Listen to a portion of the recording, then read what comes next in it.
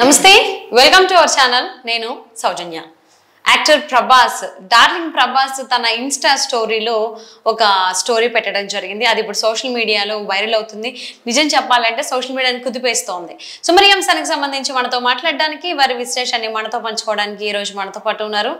senior journalist doctor Durga వడ్లమని ఉన్నారు వారితో మాట్లాడదాం నమస్తే అండి నమస్తే ప్రభాస్ ఒక స్టోరీ పెట్టారు ఇన్స్టా పేజ్లో ఆయన పర్సనల్ పేజ్లో సో అది darlings someone is entering just wait అనేటువంటి విధంగా ఆయన పెట్టడం జరిగింది సో దీన్ని ఏ విధంగా అర్థం చేసుకోవాలి అంటారు లేట్ వయసులో ఘాటు ప్రేమ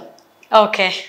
అలా అనుకుందామా అదే అలానే అనిపిస్తోంది ఇట్స్ అబౌట్ మ్యారేజ్ ఏమో అంటే సమ్మన్ ఈజ్ ఎంటరింగ్ అని అనేది చూస్తే అర్థం అంటే కొంచెం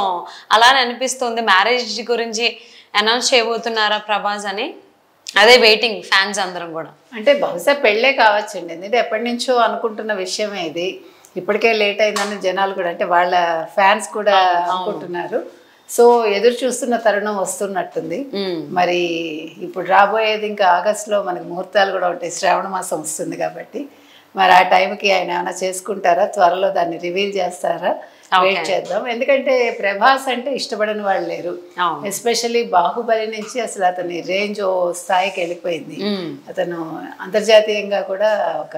గుర్తింపు పొందిన హీరో అయిపోయారు ఇదన్నీ కాకుండా అసలు కృష్ణరాజు గారి ఫ్యామిలీకి ఒక మంచి పేరుంది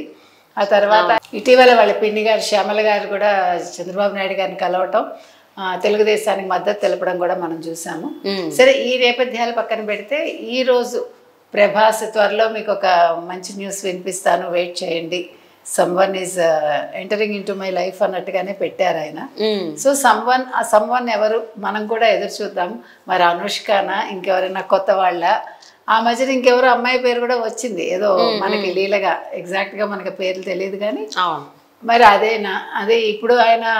3 సినిమాలు ఏవో చేస్తున్నట్టున్నారు రాజాసాబు కల్కి సలార్ 3 సినిమాలు